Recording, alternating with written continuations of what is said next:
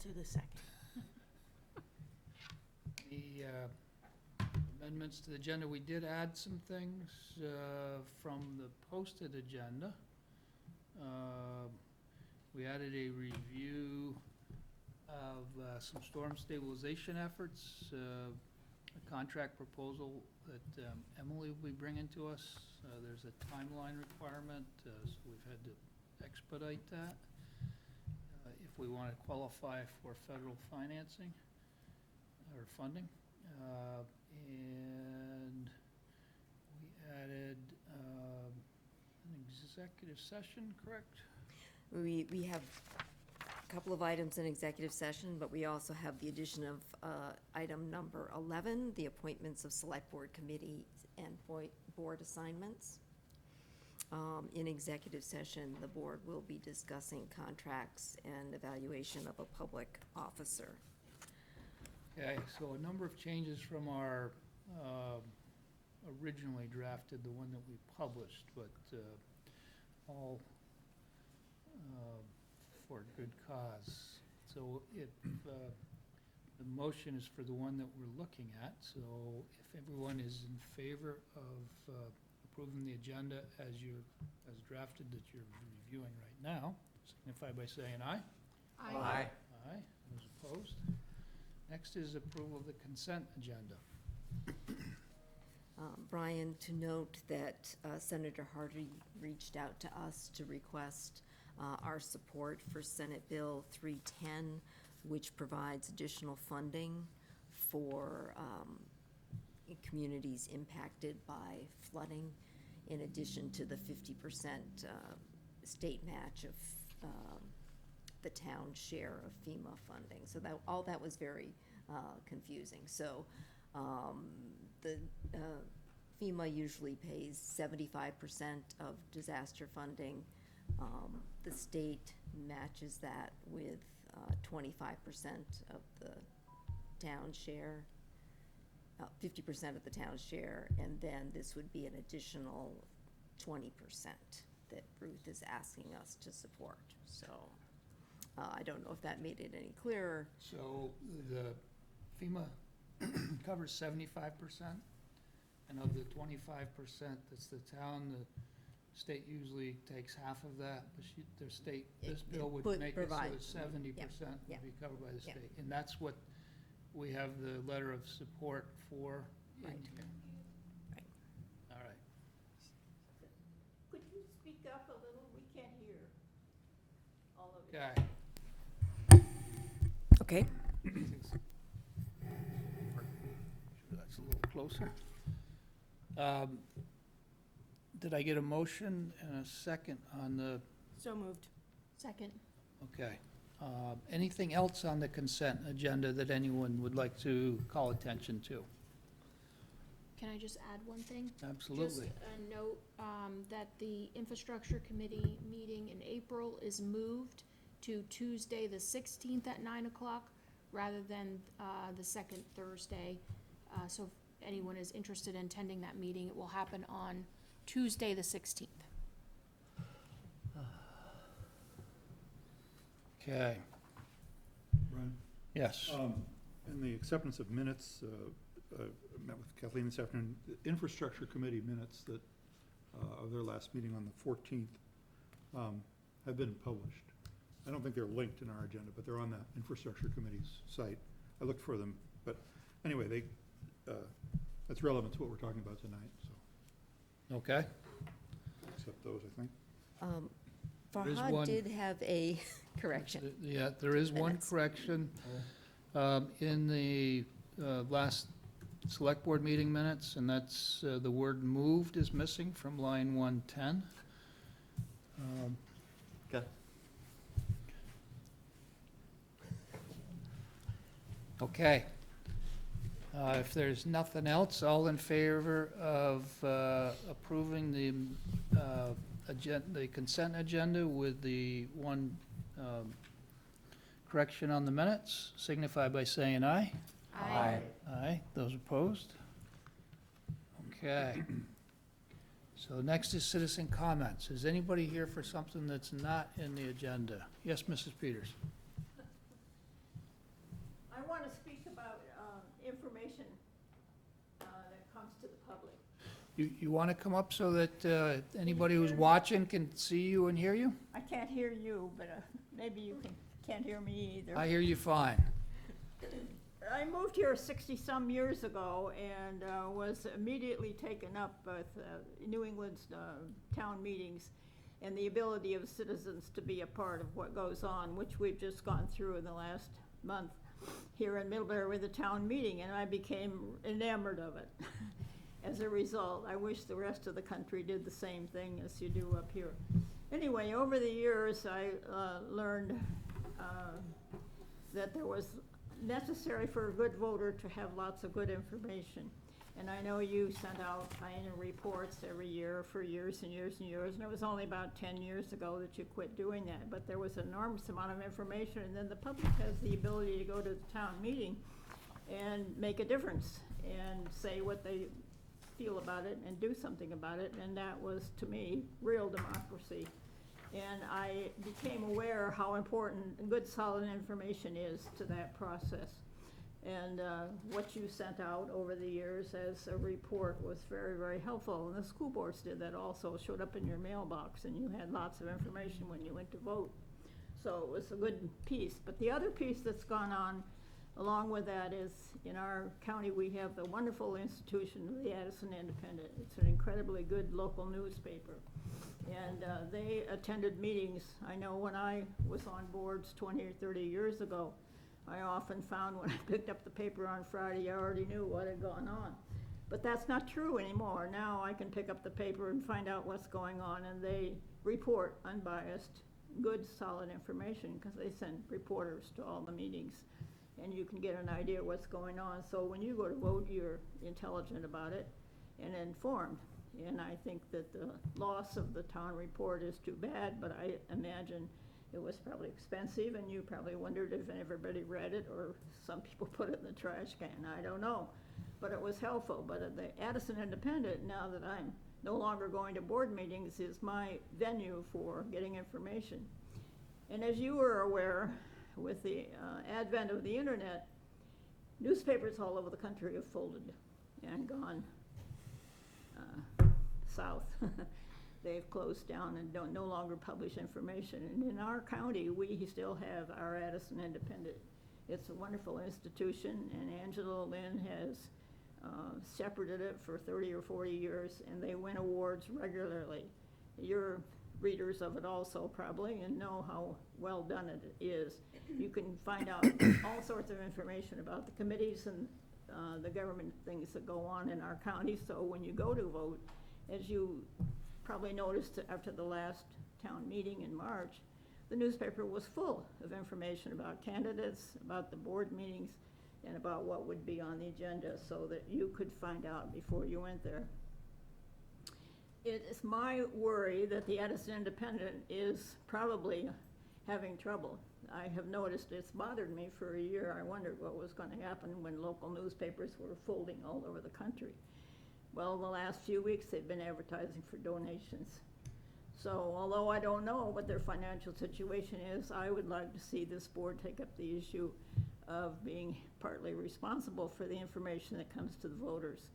And you could do that by supporting the Addison Independent with no strings attached. And I urge you to take that up as a matter of something that can show up in your budget.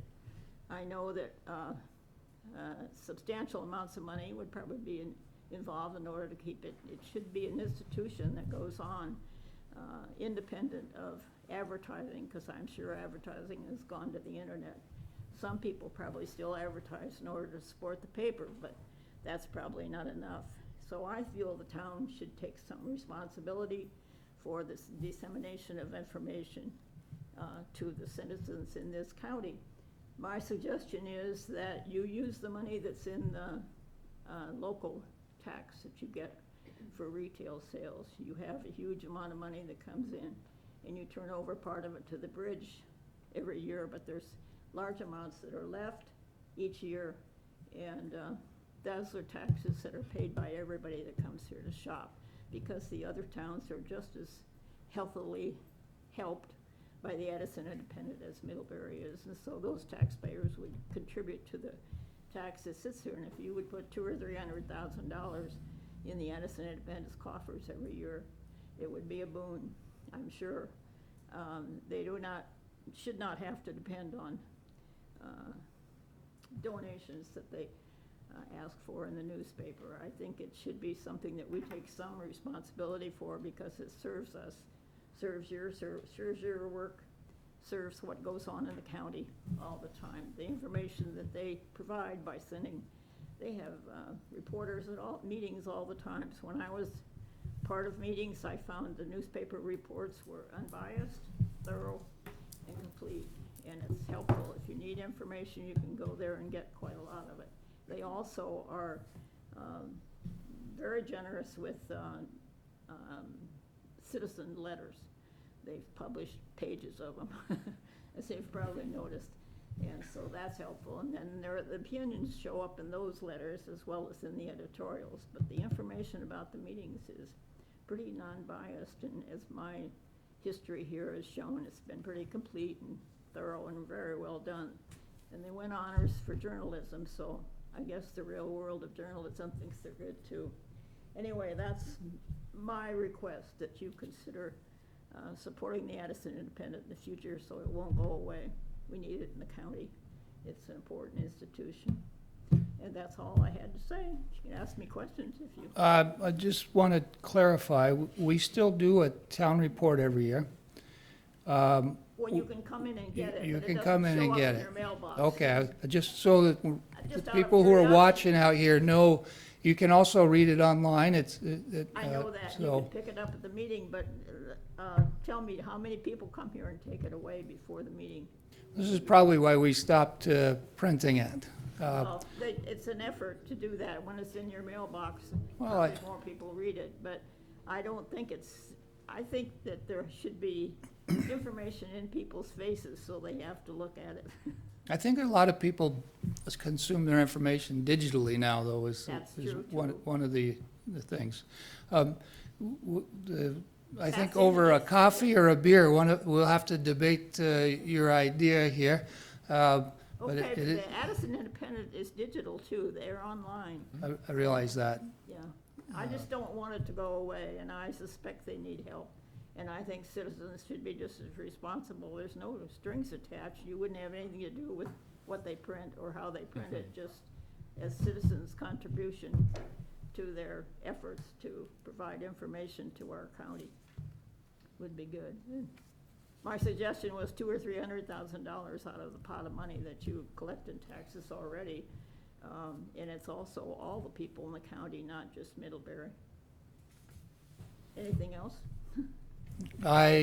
We have a full schedule, so I think we'll take that under consideration, but thank you, Please take Mrs. it up Peters. sometime. I'd be very happy if you would. It's bothered me for a couple of years, and I finally showed up to ask you about it. Thank you. Thank you. Anybody else? Are there any hands up? Where do I look for those, by the way? No hands in the audience. Okay. Then we're going to move on to Emily.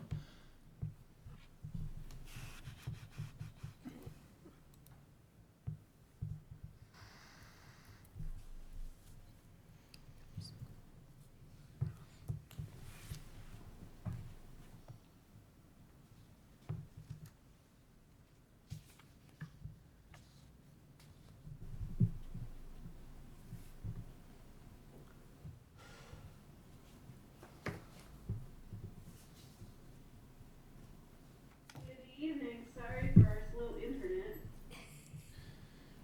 Can you hear me all right? We can. We Yes. don't see you, so if you have slow internet, fine, just leave the camera off and so that your voice comes through okay. We'll see how it goes, but if the Okay. sound is off, let me know. So first item on the agenda, High Street storm stabilization efforts. This dates back to the August event. Two locations on High Street both failed. I wouldn't say it's a complete slope failure, it's more just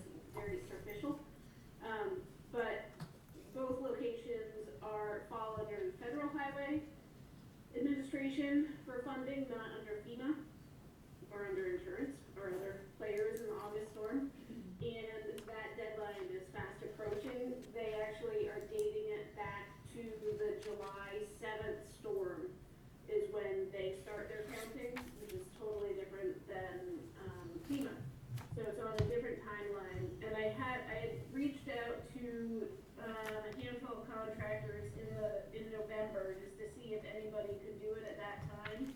Type 4 stone was difficult to come by, and actually still is. And Champlain was the only one that was able to do it. I did talk to them this morning, and they can still get the stone and are able to do it before the deadline. So I would like to move this project forward, just so that we can secure the 75% match from federal highway. The quote, Champlain said that they would still stand by the quote that they gave us in November. The only addition is that I have had guardrail installed since then, so there would be some remove and reset costs in addition to what Champlain quoted, and that is estimated, well, was quoted today from Lafayette at $3,000. So that's the slight increase from the initial quote. I'll move to approve the proposed contract with Champlain Construction for amount not to exceed 2,100, 201.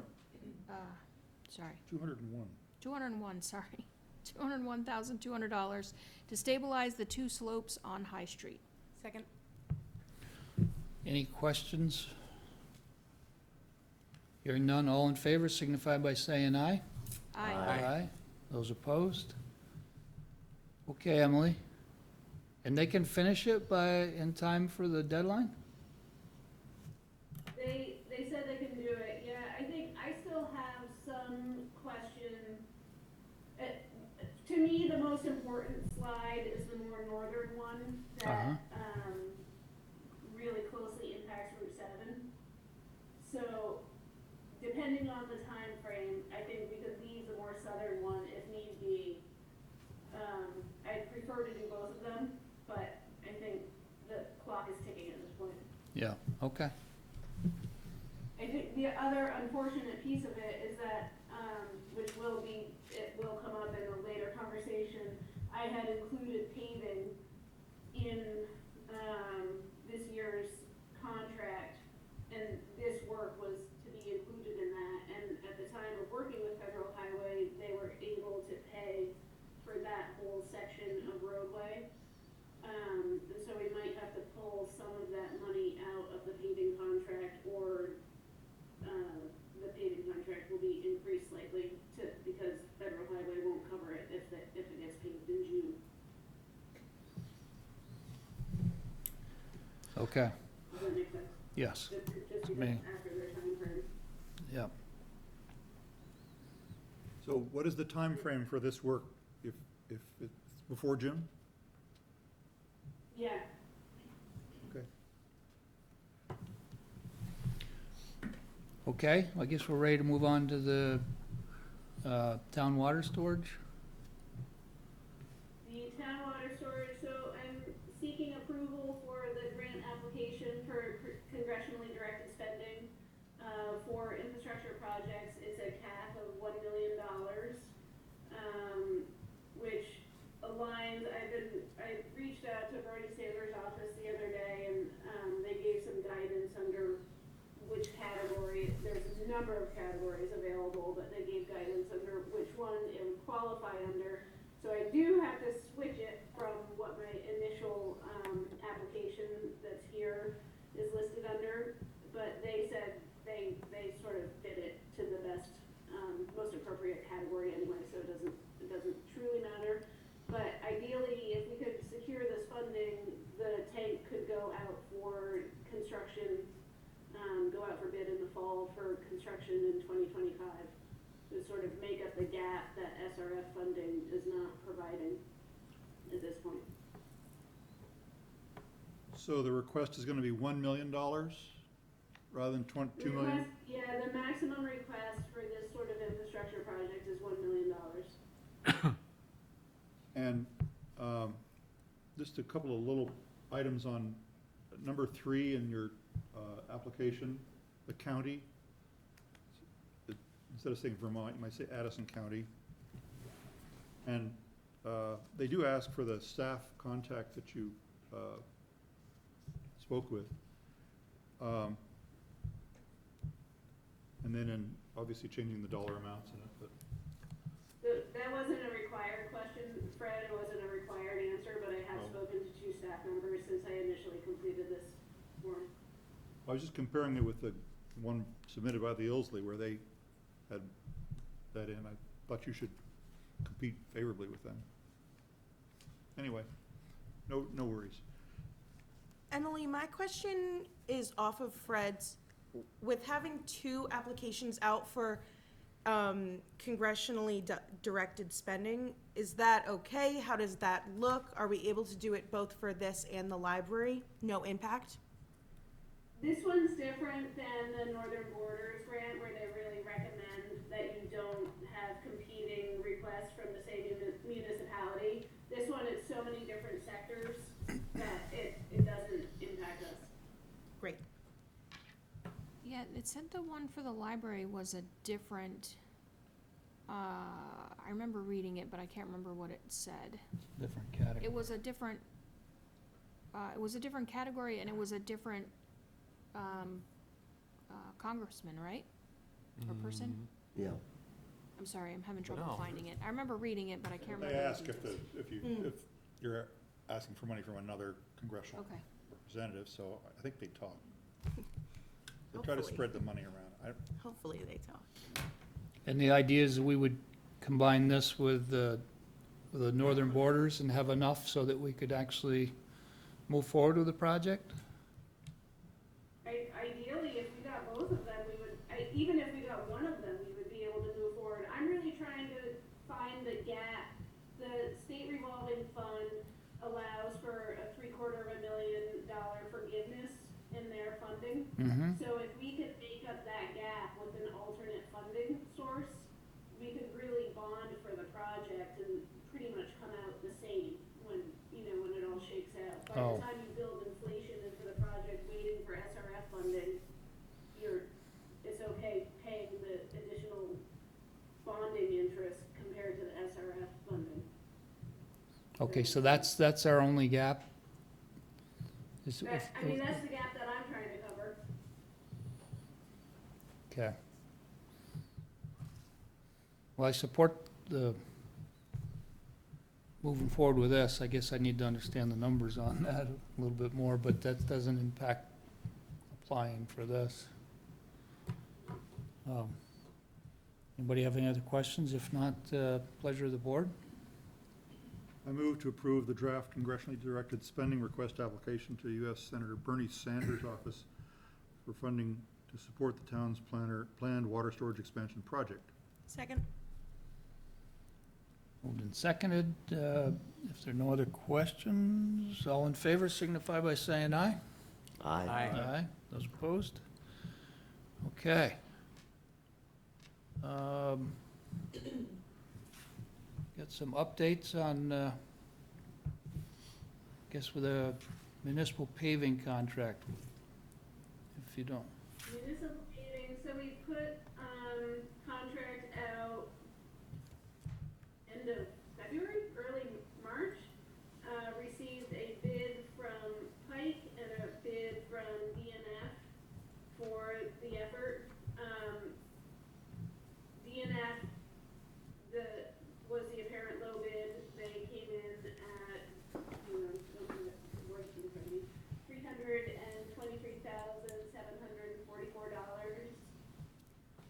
It would be for shade and overlay for a number of roads and also including driveway aprons on those roads.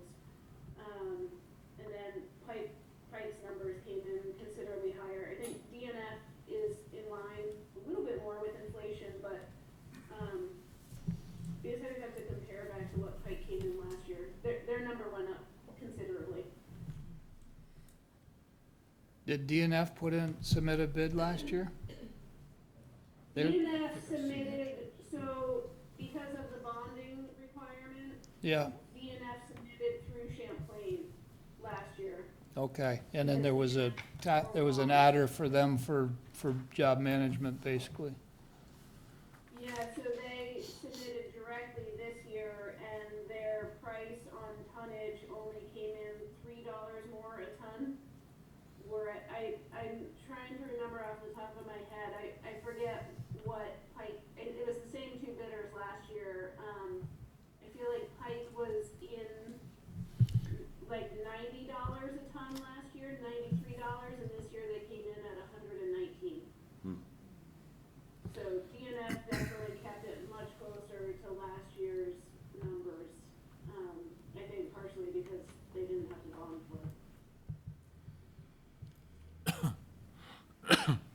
Yeah, I think that might have been, turned out to be a really good recommendation to waive that requirement. That's 2/3 of the quoted pike. So, A significant difference, that Yeah. driveway aprons were, I mean, also, you can see the difference there, quite large.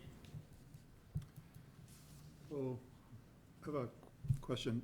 There's quite a bit of material you submitted that's linked here. In the first item, the paving contract addendum number 1, on page 17 of that 22-page document, there's, at the very bottom, it says compacted pavement thickness shall be within C inch of the thickness specified on the drawings. And I don't know what a C inch is. Sorry if I'm, Sorry, I don't have it open, Fred. um, Hang on. well, I trust that you'll put in the correct number of inches or, I'll leave these with Kathleen, Okay. to save time. Thank you.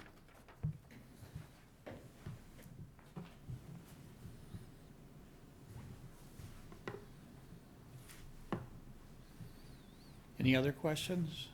Thank you.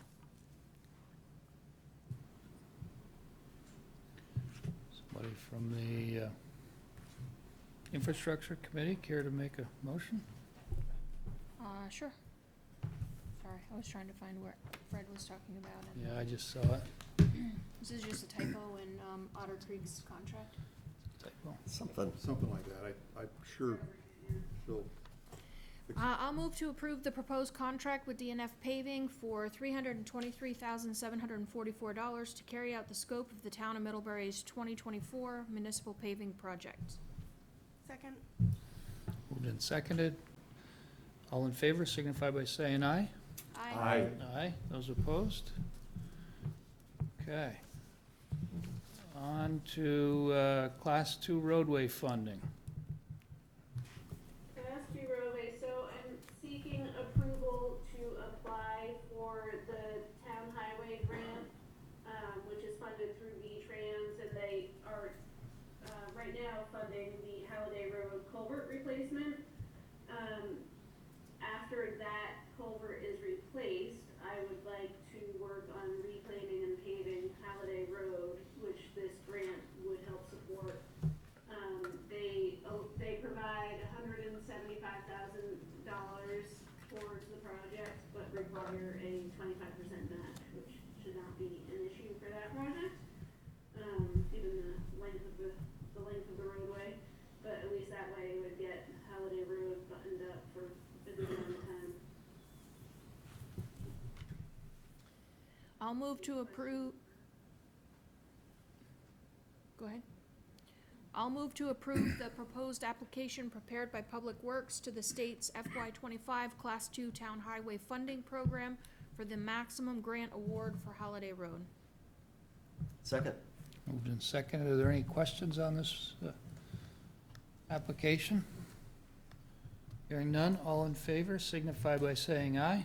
Aye. Aye. Aye. Those opposed? Okay. Archaeology resource assessment. So the state clean water revolving fund that we received loans for both Bakery Lane and South Street require us to do, just to be sure that we're not harming archaeology or any historical preservation locations in historical impacts during the course of the project.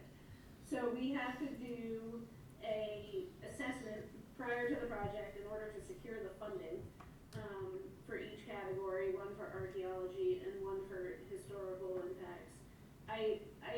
From talking with our project manager for South Street, he thinks that we've already covered the one for South Street for the historical impacts in a prior phase. So I'll get that guaranteed from the state before we completely leave it off the table. But at this time, I'd like to move forward at least with the 2 archaeology assessments, resource assessments for each project, and then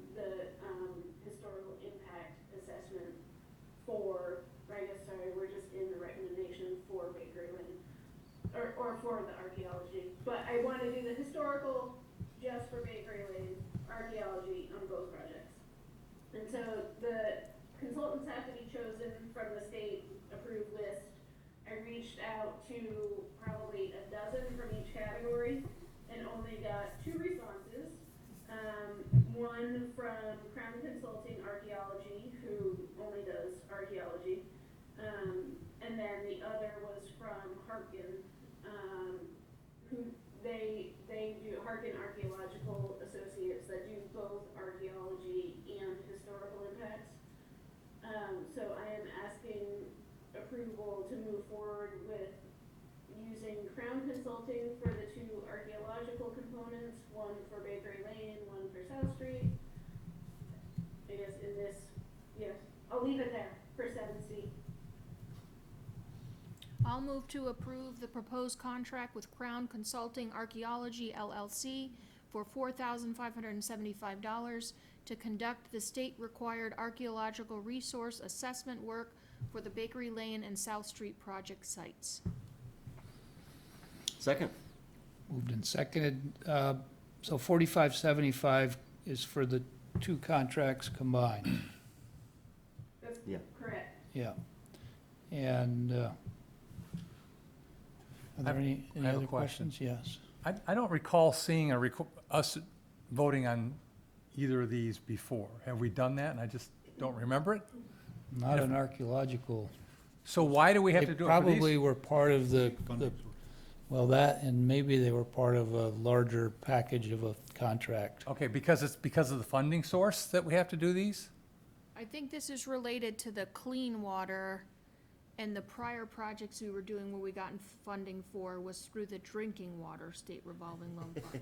So it might, so clean water is the stormwater component, and they might just have different requirements for receiving that money. Gotcha.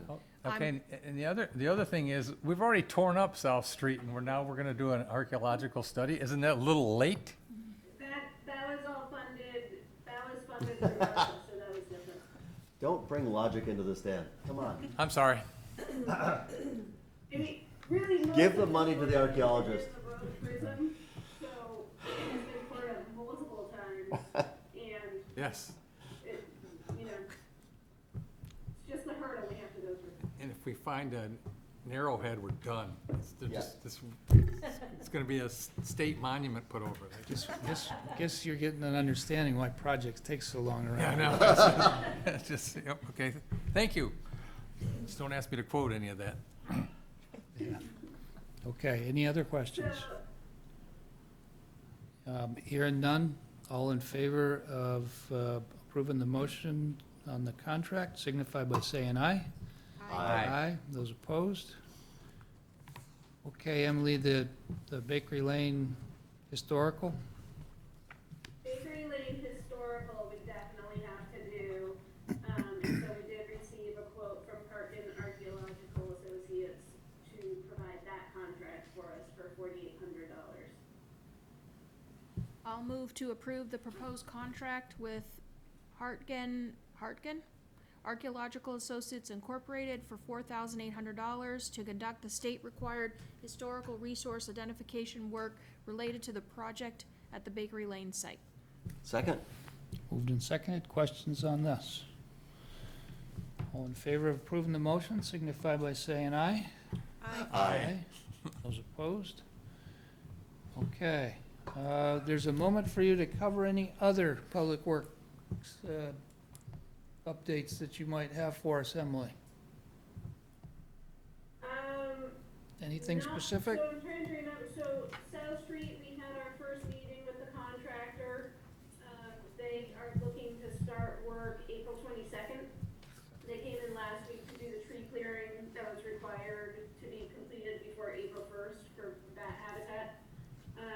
And so they are proposing to gear up with 3 separate crews to hopefully proceed in a much faster fashion this year, but all within one traffic pattern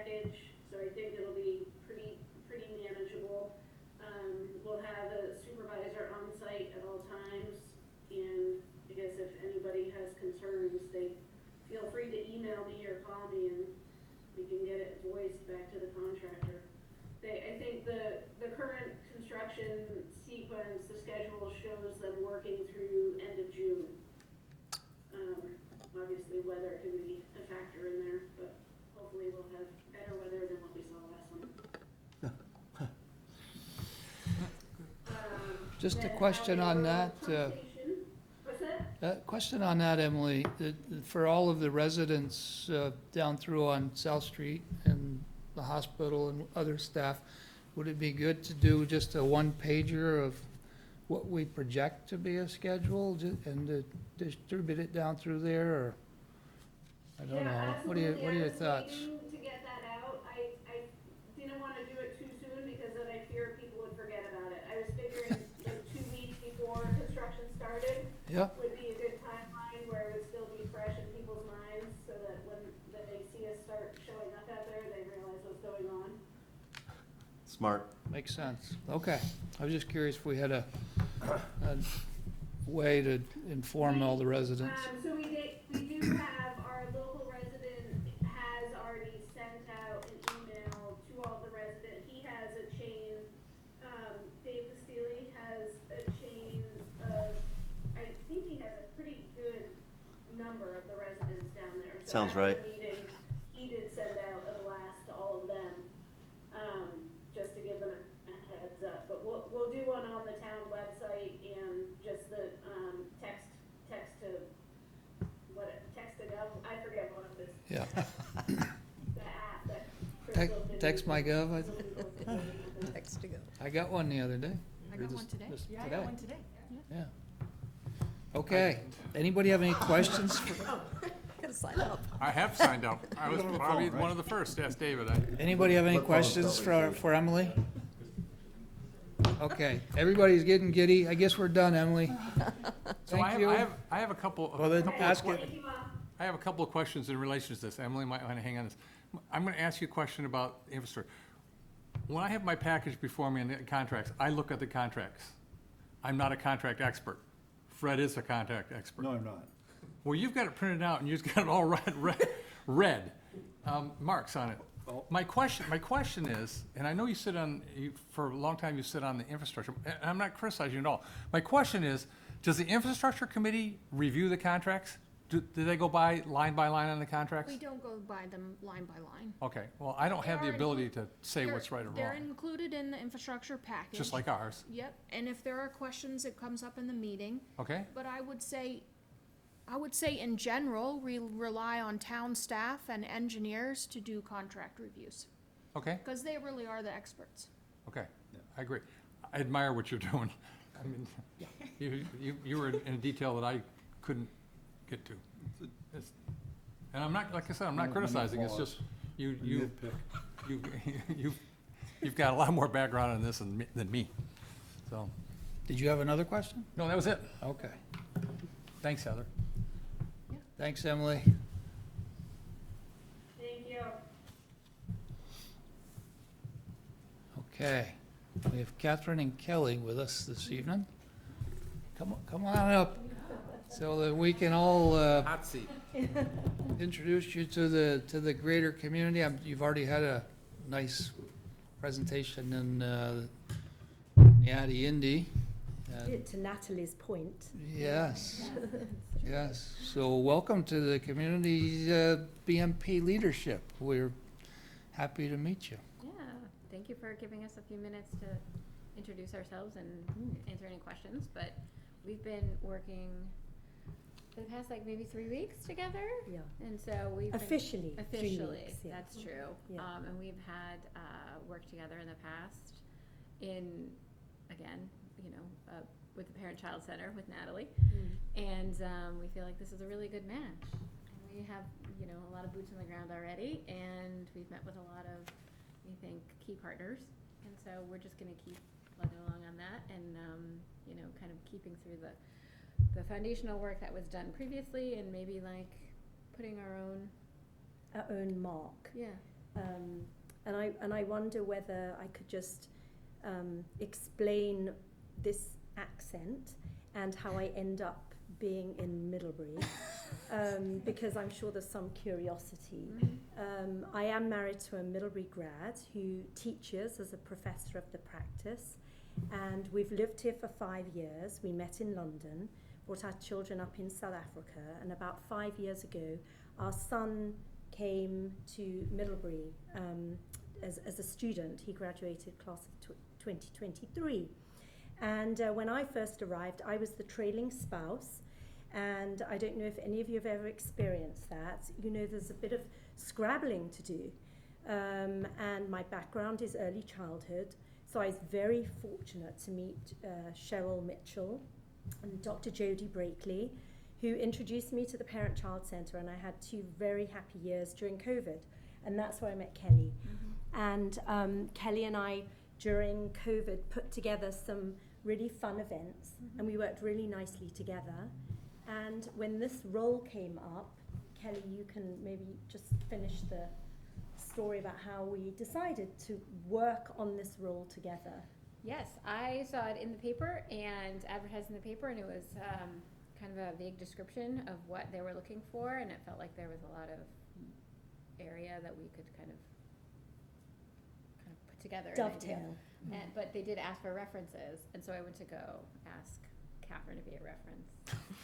And I said, no, I would rather work with you. So we pitched it to the board, and they really liked it. And I, just a background too, I live in Weybridge. I have been in Addison County since 2009-ish. You know, my kids go to school here. I'm on the Weybridge Selectboard. We don't have like nice little plates, nameplates now. So you're giving me some ideas. People just have to guess. And I'm on the board of the Parent-Child Center. And I am an attorney, and I have a little solo practice. So I get to balance these sort of like one-on-one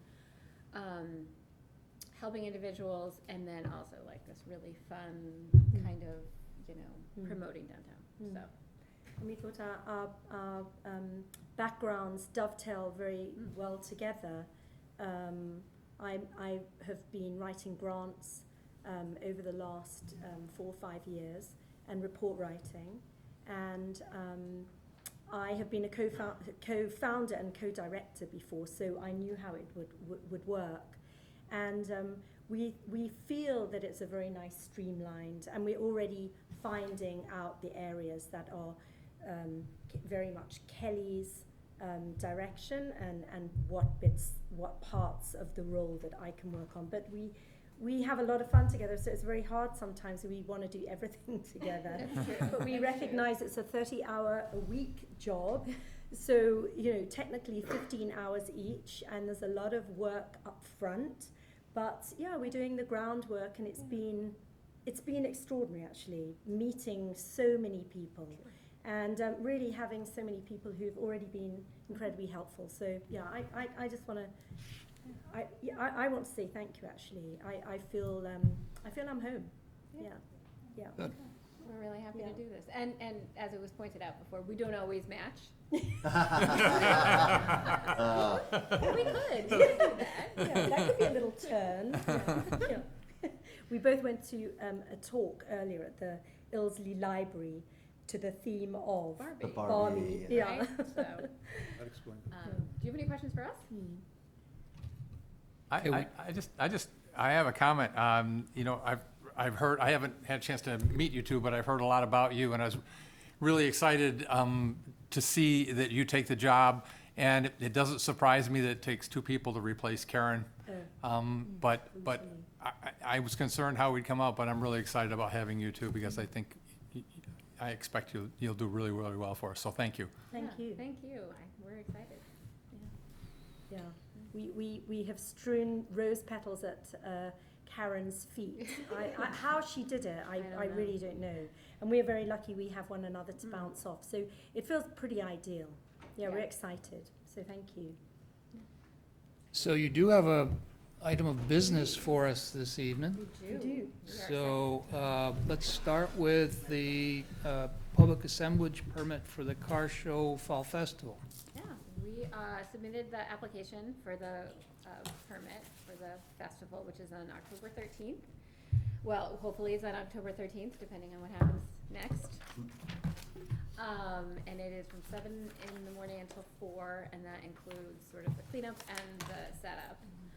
And we are hoping to be what we're planning to be well, with the Chamber of Commerce, the folks who logistically communicate out to all the agencies and make sure that we are the point persons for all the vendors and be responsible for any cleanup afterwards. So we're hoping that you'll approve it. And what's on this new form, does it go to, the chief first? So I don't see where they put their approvals on it, that it's been coordinated through them. This is actually the first time I've seen this particular assemblage form. Crystal works on coordinating all Okay. of that with them via email. Okay, So do we have those approvals from the chief? so they're, Chiefs. Chiefs. Yeah. Yeah, hey, you snuck in. Has he always been back there? Yeah. Perfect. Says timing. that 3 You couldn't times. look through by these, or you're sitting, you're hidden. Yeah. Okay, so if any questions? This has been a great event. It's a great event. for our Fantastic, community. absolutely. Yeah. So it's nice to see it being sustained. If there's no questions, then I would seek a motion. I move to approve the public assemblage permit application submitted by the Better Middlebury Partnership and the Addison County Chamber of Commerce to hold a Middlebury Car Show and Fall Festival on October 13th, 2024 in downtown Middlebury. Second. Moved and seconded. All in favor signify by saying aye. Aye. Aye. Those opposed? See how easy it is sometimes? So your first one, you're 1 for 1. Whatever you heard from Karen about how difficult we can be, We have not you heard. can forget Never. about that. No, she wouldn't have said that, so. Okay, and I know that Heidi's here. I don't know if you're with them but it's downtown Middlebury. No. Can I ask them one more question? Yeah, absolutely. This is a quick one. We're gonna have the Thursday markets this summer? Yeah, well, they may not be on Thursday. And they won't be a Thursday market, so what will they be called? Summer markets, I think, is we're gonna go with that, and it might be just on a different day, and it might be a different afternoon, but the same idea. And we are coordinating it, but yes, there is. There should be more than just that. So they're gonna be weekly, or are they gonna be, okay, Well, we have to do permits for that. Yeah. right, And we have to sort of coordinate it, but the idea is gonna Let's be just a approve it. weekly market during. okay, Let's just approve because it. they're fabulous. Yeah, I mean, well, that's they're- great to hear. We're really hoping to keep Thank that you. that Yeah. going, yeah. Yeah. So, Yeah, that's a big push for us this Thank you. season. it's a lot of what we're doing right Yeah. now, so, yeah. Because it's soon. Just one other quick comment. I've enjoyed all of a sudden the increase in social media posts. Oh, So I just Thank you. wanted to let you know, I noticed this weekend the increase and liked about the business closures and stuff that were posted on social media. So just a comment to say it was nice to see that come back. I didn't say that. I've been doing it and I'm not quite sure. I need a 17-year-old to I'm show me pretty how sure to it's do it, but The it is BM Experience Middlebury. Yeah. Yeah, the Experience Middlebury, I think probably on Instagram, because that's the one Yes, I it is did. Instagram. Yeah. Yeah, yeah. That's those algorithms. It doesn't pitch it to me. I know I follow it. Well, just follow it again Yeah. and I'll like you and then it will come into your box. Yeah. Okay. Excellent. Well, thank you. Well, thank you. Yeah, All right, well, we look forward Okay. to working with you. yeah. Same. Thanks Thank very you. much. Cheers. Cheers, that's good. See that? That is really good. Good evening, Heidi. Guy from Scotland, so. How are you? We know I talk very softly, so. gotta Yeah, center make sure that myself. that's close. How we doing so far? I can hear you. Good to see you all again. Kathleen invited me to share with you all just a current status from the perspective of the Homeless Task Force. So I actually prepared with some notes. The ink is barely dry, but bear with me. So we reignited the task force in October, as you know. The group has met roughly 6 times. We've had 6 meetings. Regularly, we are seeing 12 plus attendance, but we have had representation from between 17 and 21 groups within Addison County. So that's folks from Porter, that's from the business sector, people from the Department of Health have joined, many of our partner agencies that are providing social services. We're seeing the Sheriff's Department, Middlebury Police Department is regularly there. So we feel that we have good representation. The approaches thus far of the task force, some of the outcomes and pieces that I can speak to include that there are 3 agencies that are going out, literally doing street outreach on Monday, Wednesday, and Friday. So we increased to the three days each week. CSAC and Turning Points meet at Charter House, and we take our van and or we walk within the town and some outskirts if places have been identified. So we're doing that the 3 times a week. Additionally, I know that folks from Gather and the Open Door Clinic, they've either joined us and or performed their own individual outreach during various times. We are now including the motels, and I will share with you the current situation with motels in a moment. But we are meeting with folks regularly Monday and Wednesday, both at the Sugar House and Middlebury Suites. The purpose of the outreach has remained very simple. We are simply trying to build relationships and offer immediate relief and service referrals at that time. We've had a couple of incidents where we've collaborated with other providers in more of a crisis situation, but we are continuing to rely on first responders for those. Presentation of the Rutland's Project Vision came to Middlebury. We had Commander Officer Prouty brought forward just the history of Rutland's Project Vision, which seems to be a very solid collaboration of service providers and state agencies working on the unhoused population, as well as just reaching out within the community to individuals and households that identify as being in greater need. We took a field trip and went to Rutland ourselves. We saw the command post there that's located at the police department. We toured several of the day stations and agencies to see how they are serving their unhoused. Brought back good information, brought back information that we in Middlebury will likely never incorporate into ours just due to volume. We don't see the volume that Rutland is seeing. We've created a partnership with Addison Independent. We are featuring weekly series called Living Together, which is hopefully bringing hard conversations in a very neutral manner out for just perspective seeking, as we hoped to do. The Housing Coalition is now also taking on representation from the task force, and we have created a subcommittee which is focused on really identifying recommendations for next year's legislation that will hone in on housing and service bills. Didn't make it for this year, but certainly have plans to have recommendations for next November.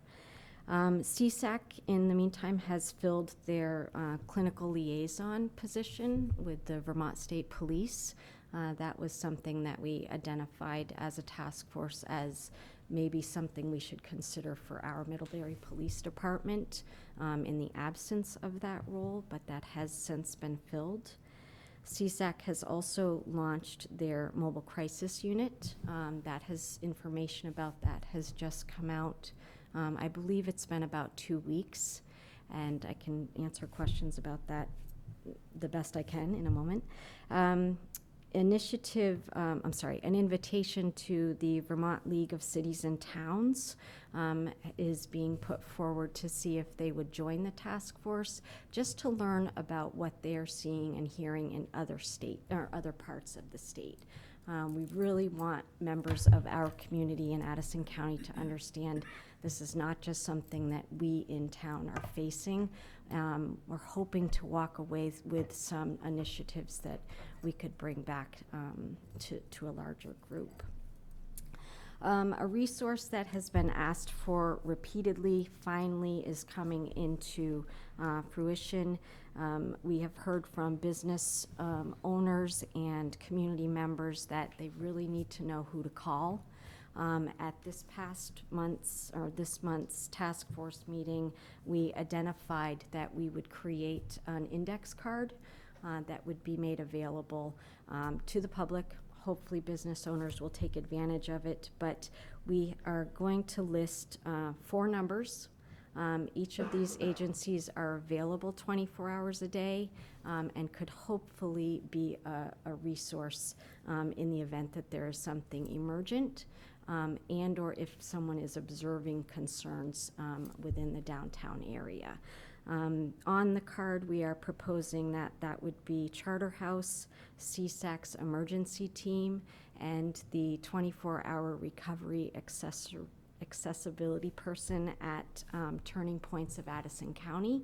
So we are thinking Charterhouse for emergency shelter or service referrals, the counseling service obviously for the emerging mental health concerns, and then Turning Points is now available 24 hours a day, so if there's a suspected substance use issue happening. The 4th number will obviously be 911. We are not wanting the greater public to take these matters into their own hands, and they do need to understand that if safety is a concern, 911 is still the call to make. We are in collaboration with Middlebury College to either share costs or ask them to cover costs for the printing of the materials. And in addition, we continue to offer a trifold pamphlet. We call this our Gotta Have It resource card, and this lists everything from public restrooms to facilities that offer free laundry services.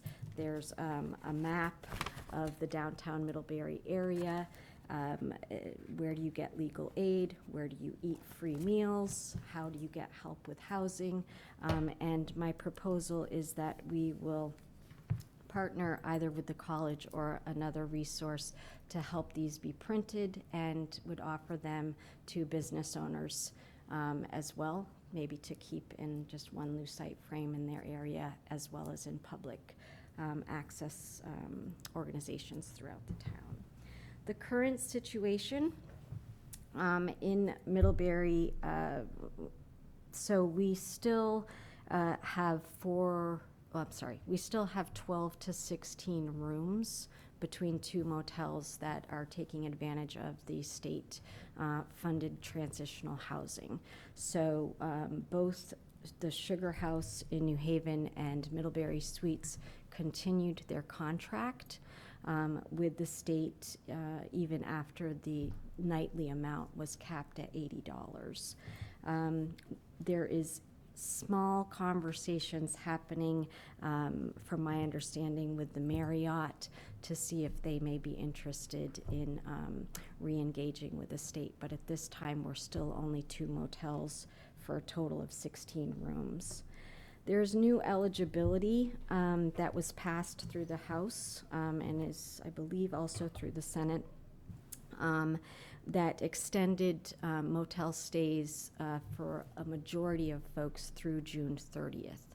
So the next cliff that we'll all look at, there was one on the 15th of March. There was one supposedly for April 1st. That has now been extended to June 30th. There are roughly 1,500 individuals that remain within the motel housing program throughout the state of Vermont. When I talk about us not having a high volume, there are 20 individuals in motels in Addison County. How many? 20. 20, okay. Okay, so when I don't act as alarmed as some folks about our unhoused, that's why. The state will unlikely open temporary shelters on June 30th. They had opened 4 throughout the state for the March 15th deadline, and they were extremely underutilized. And a lot of that had to do with timing and a real lack of transportation and planning on the state's part. But I suspect that they will remember that and not offer temporary shelters on June 30th. In terms of fallout for Addison County from the statewide closing of some motel eligibility, we received 2 calls for shelter at Charter House. We do have 3 new individuals new to us in this area. Each of them came from Burlington. Had they complied and/or had a service provider working with them in Chittenden County, it is likely they would have been eligible to stay in motel under the new disability definitions. So of the 3, 2 are now permanently housed at Charter House. One arrived last night in serious medical need, and we transported him to Porter, where he was admitted today. So the unhoused folks within our immediate community, and I am really referring to Middlebury Town as far out as the Abbey Pond Trail, we believe we have 2 to 4 individuals that are self-reported that they are regularly sleeping either in their vehicle or in a tent. Our emergency overnight space, so just a reminder, Charter House, we have 25 cots for folks that are enrolled in our program, but we also open our doors at 7 p.m. to first come, first serve. And we are seeing 2 to 5 guests on a nightly basis in what we call our overflow emergency shelter.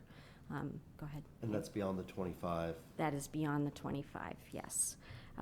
So, I think it's safe to say that we at least can identify those members that are unhoused. And we're thinking right now that totals between 6 and 10 on any given night.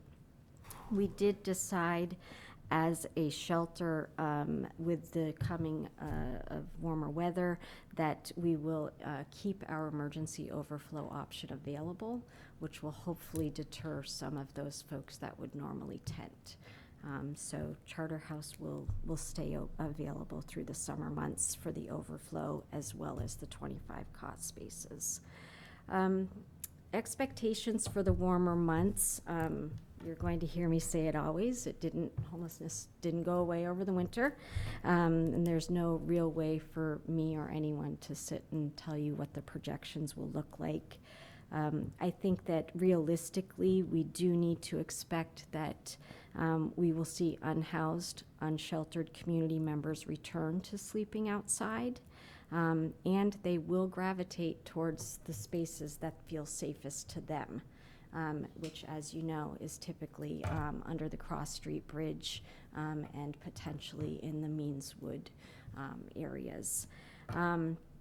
I think that there has been a lot of discussion about how do we avoid what we saw last year under the bridge, and I'm here to just tell you we won't. There's conversations about, can we put up a fence? Can we fill the riverbank with large boulders? Can we make it less habitable? And it's really my opinion that that would be a waste of time and money. And it would also really require us to answer to our service providers and our first responders if we try to identify an alternate space for people to tent and or camp out. And what I mean by that is if we say, under the bridge is closed, here's a fence, you may not get in, we're going to trespass you, that's going to put a lot of restraint on our law enforcement. If we decide to identify a space, say it's a parking lot near Porter or someplace out in the woods, we are putting service providers and first responders in danger because there will be calls to go help right within those encampments. So it's not a suggestion I would give to this board. Happy to talk to citizens about that more. I think there are a lot of concerns, and everyone would really like to just put up a curtain, but we're very naive to think that that's safe. There has been another expectation. We will continue to see an increase of travel between Burlington and Bennington. The buses remain free of charge, which allows our transient population to really move about. I think that redirecting to emergency shelters such as Charter, potentially John Graham here in Addison County, is always an option, as long as we're realistic in understanding we cannot meet the demand 100% of the time. Also being spoken about a lot is just the long-term effects of substance use and what we're seeing in unmedicated mental health crises. We have to, again, be realistic. It's not gone away. People have had an additional 8 months likely continuing with their substance use, and I think that it's unavoidable regardless of housing availability. So we need to be encouraging our public and our officials to be acting in the moment. Hopefully this card will help give some people a direction, and encouraging people to report concerns. Stay away from the anecdotal things, stay factual, and get information off to a provider and or first responder. Lastly, I'll close with, of the 15 folks that we identified last October as being unhoused and being under the bridge and or on the Happy Trail, 2 of those folks were permanently housed. 4 are currently residing at Charter House. 2 of those folks were found eligible and accepted help through the motel housing. They are in Addison County. 3 folks are couch surfing. 2 remain literally unhoused and are part of the 2 to 4 that I mentioned. They're sleeping in their vehicle and or outside. 1 is just traveling nonstop between Burlington and Rutland, and if they are regulated, are able to stay in our overflow space, and 1 has been incarcerated. So, happy. Well, lady, Oh. you did put together a nice report. I did it. I'm getting better at this, Oh, you guys. thank you. No Wow. longer afraid of you. Any questions? Yeah. Happy to, I got a quick one. yes. Those 3 to 4 people who are sleeping in the cars, is it because they can't find space at the shelter or the motels, or is it voluntary?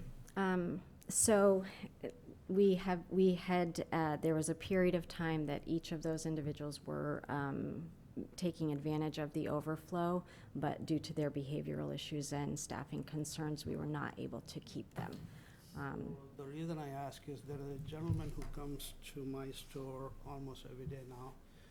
He has a oversized wheelchair, Yes. and he has a oversized duffel bag, this huge in his lap, a big backpack on his, and I saw him when there was a snowstorm, he is like pushing his wheelchair.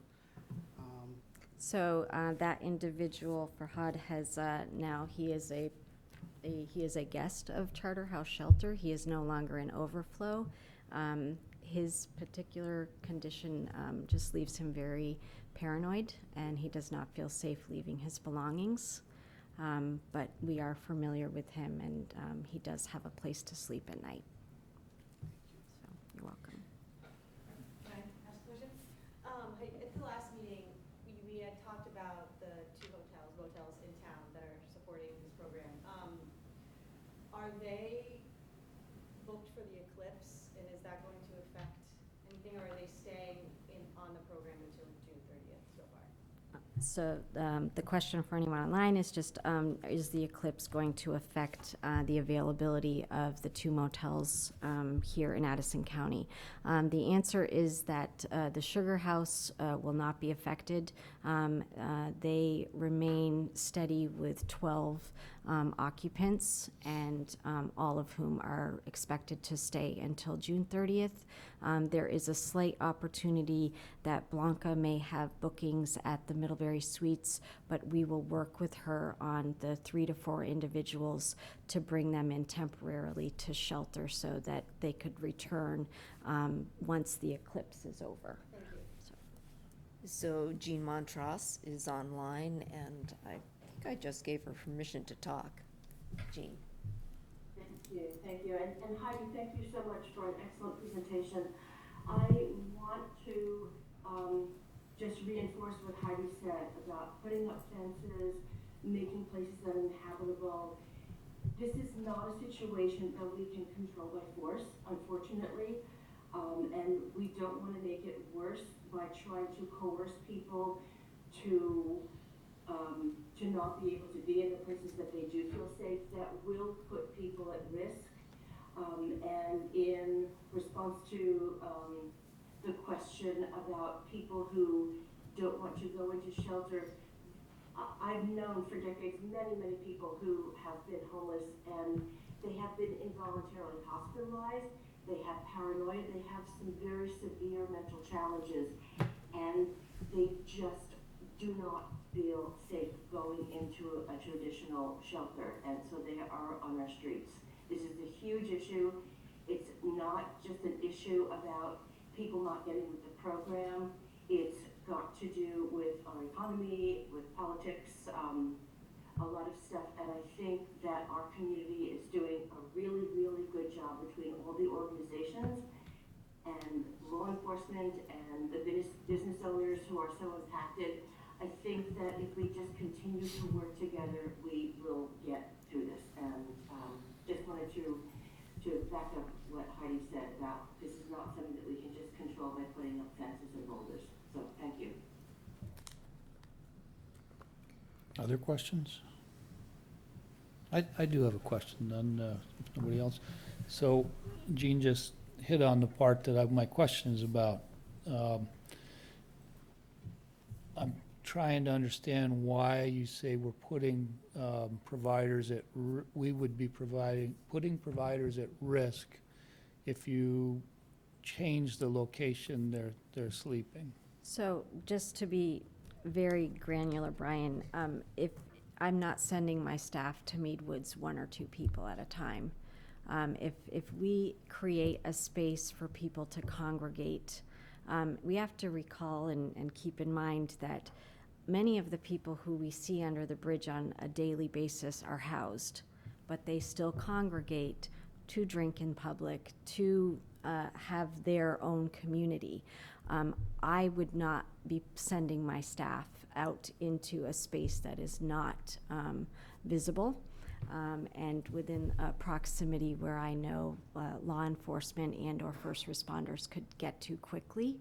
I think if we were to really dig into some of the studies about just the safety levels within encampments in general, whether that be in Burlington or in larger cities, you tend to see a much higher rate of crime and both domestic and sexual assault. And it's just not something we would invite. And unfortunately, that can follow. This population. So I want us to stay mindful of, will it deter me some from doing the street outreach that we've started to? Yes. We'll go, but it will be limited. So let me just see if I can understand you Sorry. a little bit better. So you used, for an example, a parking lot in Porter. Mm-hmm. I mean, that's just as easy for everybody to have access, it's well lit. Is your rationale because you think if we create a place that's a better spot, that it would draw more, and then you would have Most the definitely. encampment? Okay. I mean, I think that we have to understand that when we think if 1,500 people will be dispersed in June, it will be warm.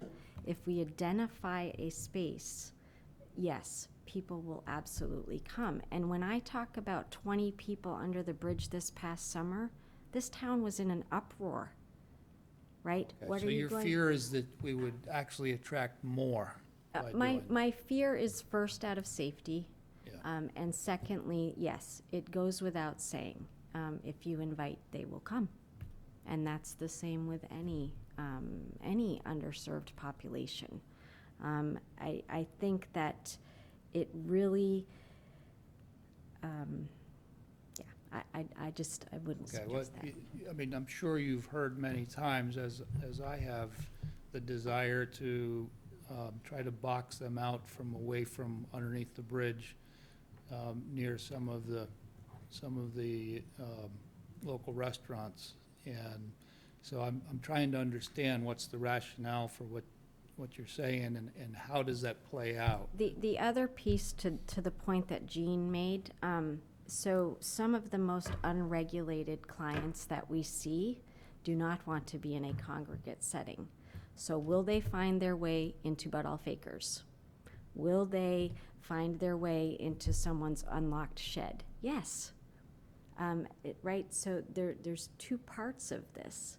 If we're, I think that trying to disperse is a mistake. I think that it's not well informed. I think it's naive to think that it makes these folks just really disappear. They will still be in town every day because that's what they do. They will still be carrying most of their belongings because of fear of them, things being stolen, for example. And again, when we're upset about, the 20, if we invite in even 40, 30, 20 more, what does that do to our resources? Okay, yeah, I had no intention of inviting more, but. No, but it's something to think about. Word travels. I get it. Yeah, no, thank you very much, Heidi. Can I just, Yeah, just, one more question? I don't know if it's necessarily a question, but one thing that came up, I think, in some of the conversation last summer was trying to maybe establish a fund so that if there's damage, vandalism to some of our businesses as related to the situation that's out of their control, I hope maybe we could have some more conversation about that on, is there something we can do as a board to help maybe support providing some resource to support our businesses if they're impacted beyond their control. So it's related, but not. It has come up during the task force meetings. I do know, and no one is to call them all at once tomorrow, but I know that the clergy group here in Middlebury has offered some assistance, and it is something that should be established. We will not get assistance from the state. I can tell you that just based on how we saw them ignore the motel damages. So it would need to come from municipality and or private donations. But So we don't have to take time tonight, but I would like us to take up that conversation at some point and see if there's anything that we can do to help support some type of fund to help businesses if they experience, like, if you know. Yeah. No, Sure. And I can tell you, working some of this already, and having contacted all the businesses, the business owners were very generous to their employees this summer. And they took care of their own employees. Sure. I don't know how long they can do that, but they were comfortable with what they did for this past summer. But the other thing is we just cannot tolerate the climate we had last summer. We can't do it. I mean, the business can't survive another summer with the same climate we had. So. And I agree 100%. Yep. I think that in the moment, we are trying to identify folks that can step out. That was the biggest complaint that I heard. Who's going to show up? It can't just be law enforcement, Right. nor can it just be service providers. Yeah. So hopefully there's a move in a different direction. And because I have the microphone, if we can put some pressure on our local state's attorney's office, good. We should. Because there is a lot of recidivism that takes place, and that hurt us a great deal. So, Thanks, Heidi. you're welcome. Thanks, Heidi. Thanks, That's Heidi. great. Thank you so much.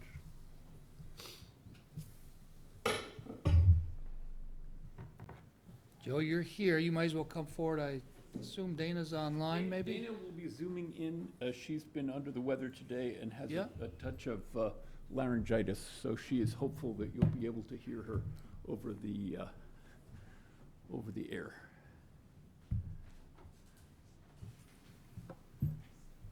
There she is. Good evening, Dana. Everyone, Hi there. Hi, Dana. nice to see you. So we have a couple things tonight. The first is, seeking approval for our congressionally directed funding request. We are requesting $500,000 from Senator Welch through the Save America's Treasures Program. That's the maximum amount you can apply for through that program. So I guess I'm asking for two things. The first is for the select board to approve a letter of support from the select board, which would support our application. And the second is, approval to submit the application. This would be for the renovation expansion. Any questions? Pleasure of the board. Let's go. I'll move to approve the draft select board letter of support for this congressionally directed spending request application. Second. Moved and seconded. Any questions on that? All in favor signify by saying aye. Aye. Aye. Those opposed? Okay. And care to make the second? Sure. I'll move to authorize the Ilsley Library staff to submit on behalf of the town of Middlebury the draft congressionally directed spending request application to the office of the U.S. Senator Welch for the proposed Ilsley Library renovation expansion project. Second. Moved and seconded. Questions on that? All in favor signify by saying aye. Aye. Those opposed? Okay. Dana, do maybe you just want to remind us of the proposed funding that we're looking for in grants, and of which this is one? Sure, we projected, we're hopeful to get $2 million in grant funding for the renovation project. Of that, we're hoping to get $1.5 million from the Department of Libraries. We've already submitted that grant. We should hear back in June, maybe July, about that grant funding. So then we would need to get another $500,000, and we are applying for 3 grants over the course of the summer, each one $500,000. So this one, the CDS funding. The second one is hopefully the Municipal Energy Resilience Program funding. And then the third would be the second round of the Northern Borders Regional Planning Commission funding. So we're hoping to get one of those 3. But just to note that none of these are sure things. In 2022 and again in 2023, we applied first through Senator Leahy's office and the next year through Senator Sanders' office for, how much, Dana? For $1 million, maybe? Last year we applied for $1 million, and Senator Sanders accepted it and moved it forward, but it didn't get out of the Appropriations Committee. So, fingers crossed. Fingers crossed. Okay, next up is the draft memorandum of understanding between Middlebury and Weybridge. We already did the letter of intent. Weybridge already voted to approve it. That letter of intent said that the next step in formalizing the agreement would be a memorandum of understanding. So that's where we are in this process. The town's council has reviewed it, and it's here for you to consider as the next step. This is wonderful. I'm so happy for our library system, for Weybridge, for the recognition that this is a regional resource and that its value extends beyond our town. Thanks, Andy. Yeah, I'm super thrilled. Everyone I talked to from Weybridge is thrilled. Even though we haven't finalized everything, we have been granting library cards to Weybridge residents, and we've had a fair few come in already, very excited to get their Ilsley library cards. So it feels like we're off to a great start. I'll move to authorize Isley Library to accept the FY25 appropriation. Oh, this isn't the MOU, is it? One above. Sorry, I'm in the wrong motion. Okay. I'll move to approve the proposed draft memorandum of understanding between the town of Middlebury and the town of Weybridge to provide membership for the residents of Weybridge at the Isley Public Library in exchange for an annual appropriation from Weybridge to Middlebury. Second.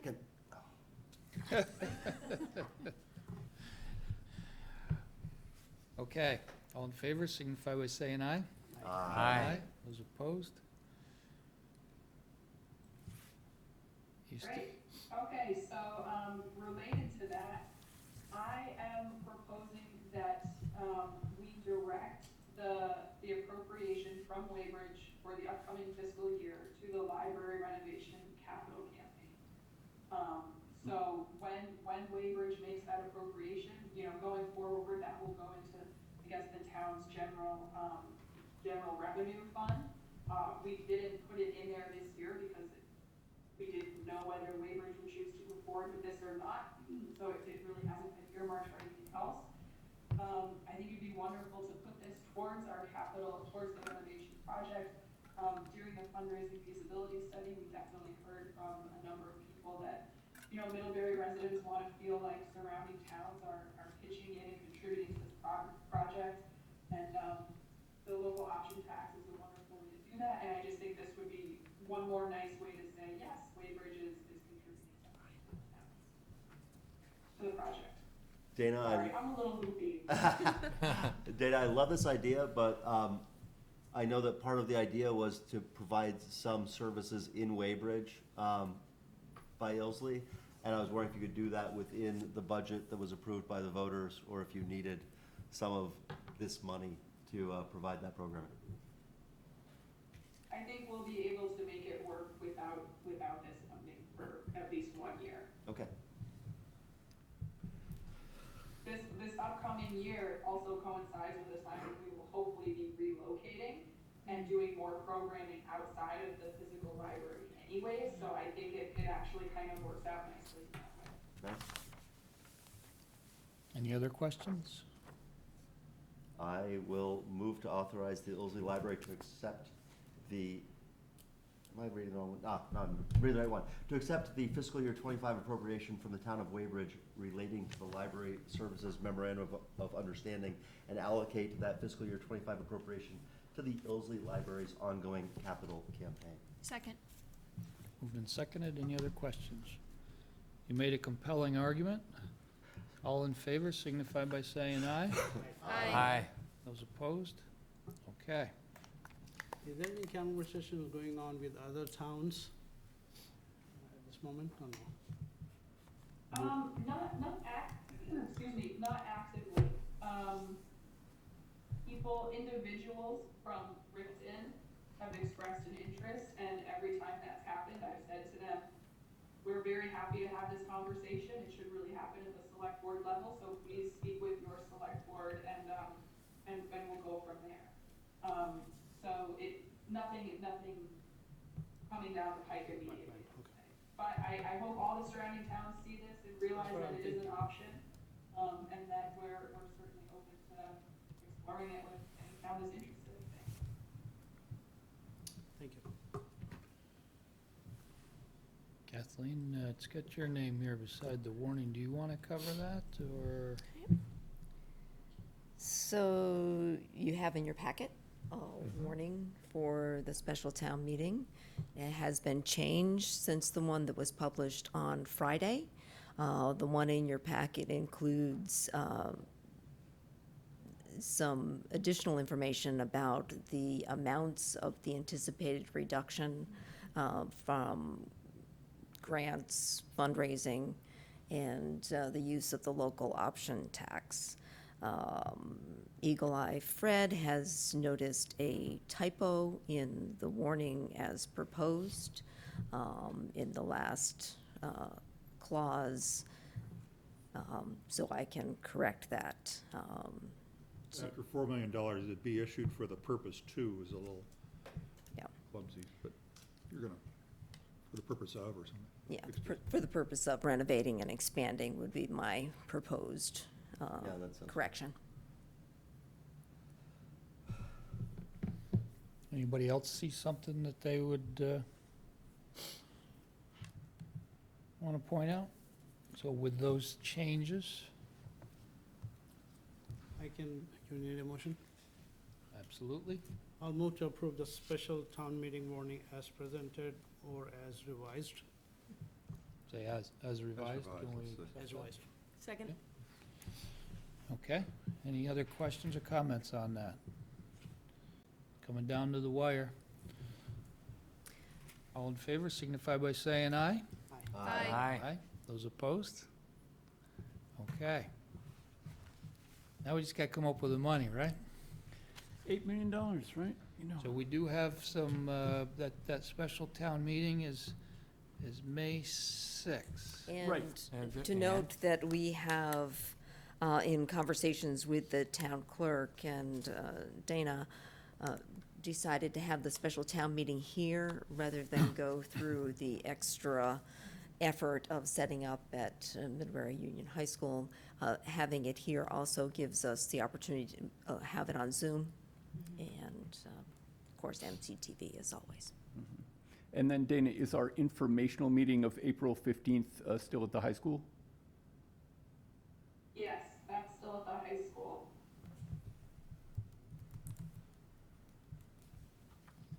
Okay. So we're hoping a lot of people will take advantage of that opportunity to learn more about the project then, so they can order their early ballots. And What time is that meeting on the 15th? 15th. 7 p.m. 7 Thank you. p.m. at the high school, yeah. I'll be here for the May 6th special town meeting, but I think I told you April 15th's out for May. My wife's birthday, too. Yeah. You set the date, buddy. Don't tell your wife that. Thank you all. I'm gonna be Okay. be away Monday the 6th of April, but be able to watch on MCTV, I hope. Great. Afar. Most important thing is to vote the next day. Thanks, Joe. Okay, next All right, is. Thanks, Dana. everyone. Thanks, Dana. Dana. Thank Good you. night. Next is the appointment of select board subcommittee and board representatives. The only one I heard from was Fred, so here's my proposal. I took that as that everybody's is accepting of what they're currently doing and isn't in an interest to actively move and learn a new position at this point. I am recommending that we leave everybody status quo and have Fred had said he'd be willing to cover the energy committees and has an interest in infrastructure. Now, really? It's a good place. This is your last year, right? Nope. Or is it next year? Next year. But that would, then we would. I don't need to be my- appointed. I you might know, my- attend. You're My, up next year. my, pro- Oh, no, you're gonna get it. You're up for Uh, election next year. No, I think of 2 more years. I know. so my proposal is that we would have Fred as an alternate, so he started to plug into that.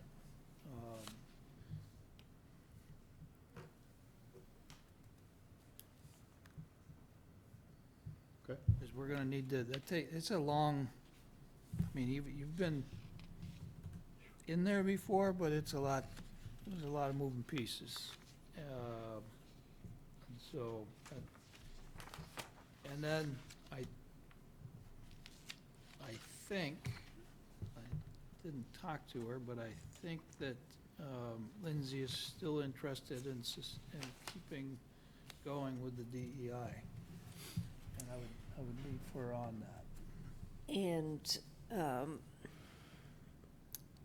I had a thought that perhaps we would do a refresh, regroup of the DEI group and come back to the select board with a proposed charter and committee makeup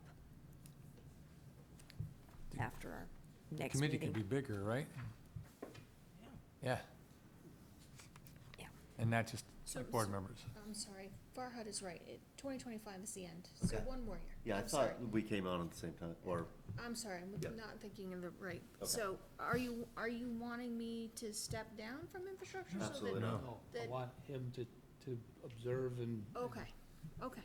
Before he's making decisions on voting on stuff, to actually absorb it for a year was my intent. So are you looking to make him like an alternate for the select board, or are you looking to replace like Jeff as alternate? No, just an Just add alternate for the another- select board. Okay. Okay. An alternate. Alternate. Take him under your wings. Teach him everything Yeah. that you've learned in the last 11 years. How many years? You've been on that committee a long time. Yeah, I was on that committee before I was elected, so. Yeah, a dozen years, maybe. Yeah, who knows? Yeah. So, So do you know it yet? Okay. any- Never. Are there any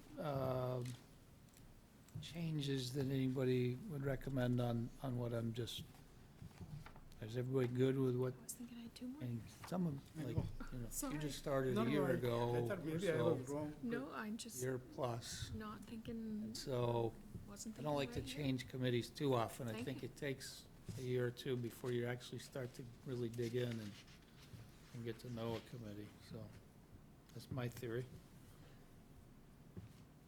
So if everybody's good with that, I would just seek a motion to approve what we have for a slate. I'll move to approve the select board subcommittee assignments proposed and agreed upon in this meeting. Second. Seconded, one last opportunity to make change. Like it. Hearing none, all in favor signify by saying aye. Aye. Aye, those opposed? Okay. I think for hothead check warrants, I happened to stumble across the one I was in here today. I almost forgot to come in today, but thanks to my wife. I did the check warrants, everything looks good. I move to approve total expenditures in the amount of $1,108,697.71, consisting of $997,837.24 for accounts payable and $110,860.47 for payroll for the period of March 13, 24 to March 26, 2024. Second. Okay, all in favor signify by saying aye. Aye. Those opposed? Select member concerns, Dan Brown. I just, not a concern, but I had the opportunity to see a news clip this afternoon about the stabbing here, which is incredibly sad and I know difficult for the college. But the news clip released the body camera, video from the body camera of the police officers. And I just, you watch that video and you'll see how great our police force is. They were really great, disarming, calm. I was really proud, and you can see that the training and the culture that they live in this town. So Chief's left, but I'm giving him a call about that Was one. that on CAX? Yeah. Yeah. No. News Channel 5. Channel 5, yep. PTZ. It wasn't on tonight, it was on at noon. It just walked by and it was. Interesting. Yeah. Okay. This was in the consent agenda, but there are tons of boards and committees with vacancies. And if you're interested in anything about the local government, this is a great place to start. So I encourage everyone to find something that they're interested in and put their name in the hat to join a board or a committee. Here. And if you have any questions, as Fred's found out today, you can always stop by the town offices and ask for more details. We had someone interested in town agent today. Wow. It's a conflict for a select board to be a town agent, so I'm gonna have to yield my You've been it for years. 3, maybe, I don't know. Anyway, I would echo what Dan said about the stabbing incident, and how fortunate we are to have Chris Mason and others who handle this so well. I think the town's feeling of security is terribly, terribly important. And being able to understand what happens from this so that there isn't fear, that, I don't know what will happen with this individual. If these kind of incidents happen and people are released in the community, there needs to be some sort of information about that so that people continue to feel secure here. Very important. So, congratulations or thanks to the police department and others, for others who are sensitive about the security issue. It's on a lot of people's minds. Rod? Yeah, I was going to touch on what Heidi was saying about the gentleman I mentioned in my comment. I know we can't force them to go into the shelter if they don't want to. They are paranoid about they can't stay with people.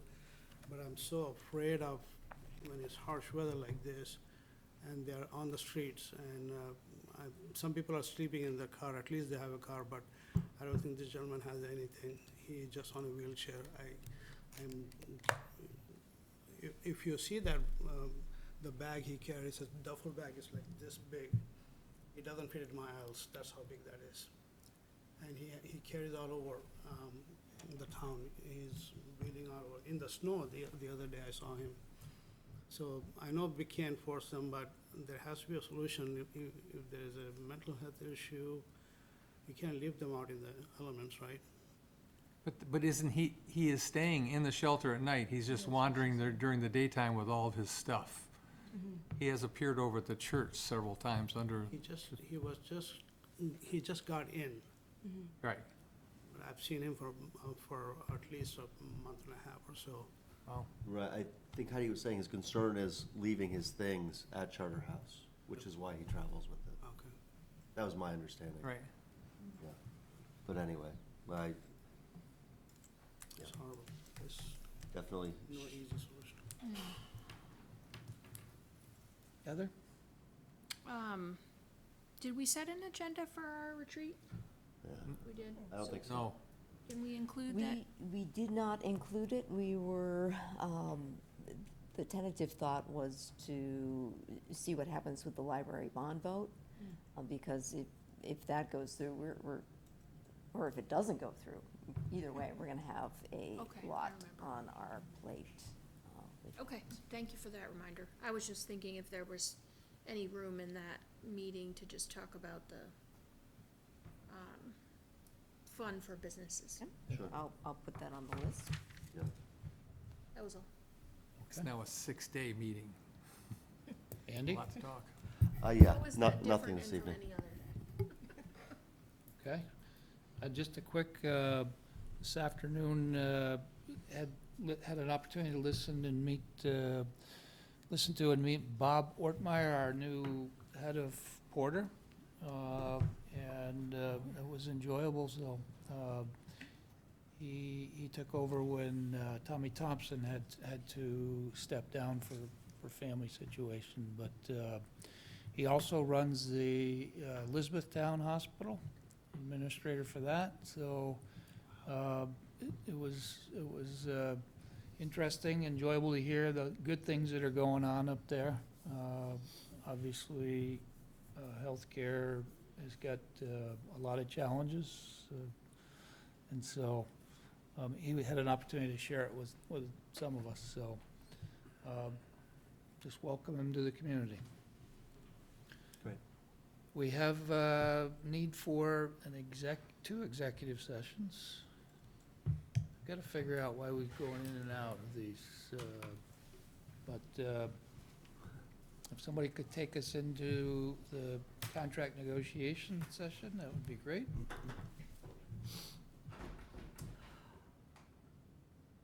I move to find that premature general knowledge regarding negotiation of a contract would clearly place the town at a substantial disadvantage because the discussion will divulge the town's position on the contract provisions to be negotiated.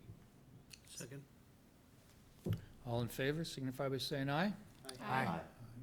I further move to enter into executive session with inclusion of the town manager and assistant town manager to discuss the negotiation of a contract allowed under Title I, Section 313A1A. Second. All in favor? Aye. Okay, it is 8:45. On the We're going nose. into Okay. executive session.